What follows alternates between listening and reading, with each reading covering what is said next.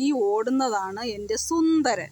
ഇവനെ വെടിവെച്ചാൻ കോവിൻ്റെ അടുത്തുനിന്ന് വണ്ടി ആക്സിഡൻറ്റ്, ഞാൻ അതിൻ്റെ കുറേ വീഡിയോസ് ഇട്ടിരുന്നു. അവൻ്റെ ആയി വന്നതാണ്, നടക്കില്ല, പാരലൈസ്ഡായിട്ട് കിടക്കുമായിരുന്നു. ഇങ്ങനെ ബ്ലഡെല്ലാം മോഷൻ എല്ലാം ബ്ലഡായിട്ട് പോയി, വളരെ ബാഡ് കണ്ടീഷനിലെടുത്തതാണ്. രണ്ട് സൈഡിൽ എല്ലൊക്കെ എണ്ണിയെടുക്കായിരുന്നു, അത്രയും ബാഡ് കണ്ടീഷനായിരുന്നു. അവന് ഞാൻ സുന്ദരൻ എന്നാണ് പേരിട്ട്. ഇപ്പോൾ ഇവിടെ വന്നിട്ട് 4-5 മാസമായി. ഇപ്പോൾ അവ ഓക്കെ ആയി. ഈ കാല് ബാക്കിൽ ഈ ലെഫ്റ്റ് സൈഡിലെ കാല് ഒരു ഏന്തലുണ്ട് അവനിപ്പോഴും. എങ്കിലും അവൻ നന്നായിട്ട് ഓടും, നല്ല സ്പീഡിൽ ഓടും, ഹൈറ്റിലൊക്കെ ചാടി കയറും, നല്ല ഹെൽത്തി ആയി അവനിപ്പോൾ ഇവിടെ ഭയങ്കര പ്രശ്നങ്ങൾ സൃഷ്ടിച്ചുകൊണ്ടിരിക്കുവാണ്. അപ്പോൾ അവന് ഏകദേശം 1 വയസ്സൊക്കെ ഉള്ളൂ, വലിയ പ്രായമൊന്നുമില്ല.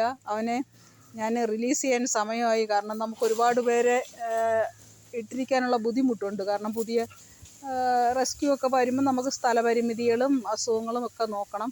അവന് വാക്സിനെല്ലാം കൊടുത്തിട്ടുണ്ട്, 2 7-in-1 2 റാബീസ് വാക്സിനും കൊടുത്തിട്ടുണ്ട്.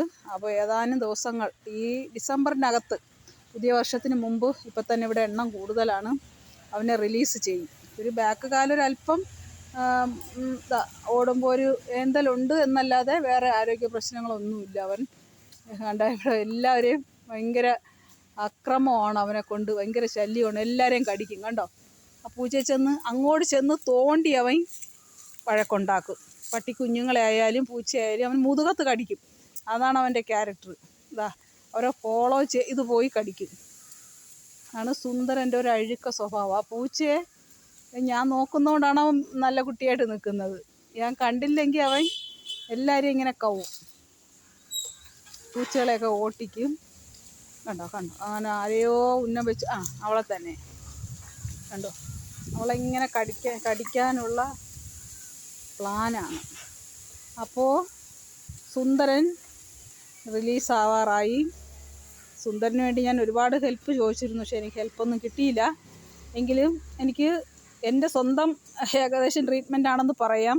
1-2 ദിവസം മാത്രമേ ലോറൻസ് ഡോക്ടറെ അടുത്ത് ഞാൻ കൊണ്ടുപോയി. ഡോക്ടർ മാക്സിമം അവന് ഇഞ്ചക്ഷൻ എല്ലാം തന്നു, അവനെ ഹെൽപ്പ് ചെയ്തു. പിന്നെ ഓട്ടോ കൂലി ഒരുപാടാവുന്നത് കാരണം പിന്നെ സ്ഥിരമായി ഡോക്ടറെ അടുത്ത് കൊണ്ടുപോകാൻ പറ്റിയിട്ടില്ല.